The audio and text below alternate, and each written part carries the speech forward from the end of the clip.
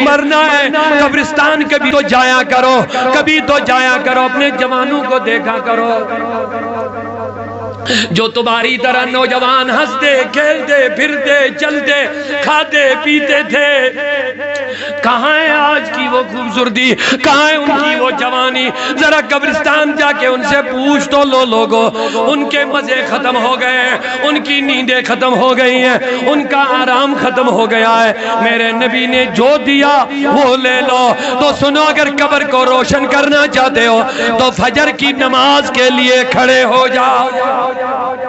وَلَا تَمُوتُنَّ، اللہ کہتا مرنا تو ضروری ہے، تم کہیں بھی ہو، کس حالت میں بھی ہو، امیر ہو غریب ہو بیمار ہو صحت مند ہو چھوٹے ہو بڑے ہو، مرنا تو کسی بھی حال میں ہے، لیکن وَلَا تَمُوتُنَّ إِلَّا وَأَنْتُمْ مُسْلِمُونَ۔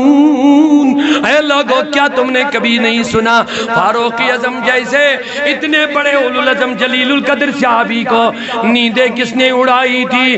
جب قرآن کی آیت سنتا تھا، اللہ کے عذاب کی خوف کی آیت سن کر کے بے ہوشی ہو کر کے زمین پہ گرتا تھا۔ اتنے بڑے جلیل القدر صحابی جس کے لیے میرے نبی نے فرمایا حضرت فاروق اعظم جس راستے سے گزرتے ہیں تو شیطان اپنا راستہ چینج کرتا ہے۔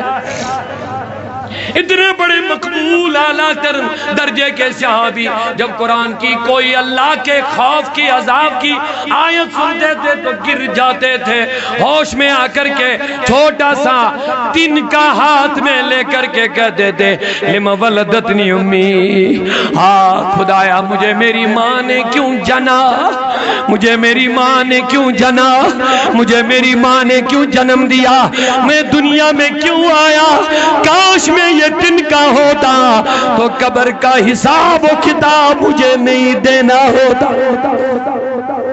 لوگوں، کیا ہمیں مرنے کا ڈر نہیں ہے؟ اللہ کہتا وَلَا تَمُوتُنَّ، مت مرو بے نمازی۔ اگر بے نمازی ہو کے قبر میں گئے تو سنو میرے نبی نے دیا کیا؟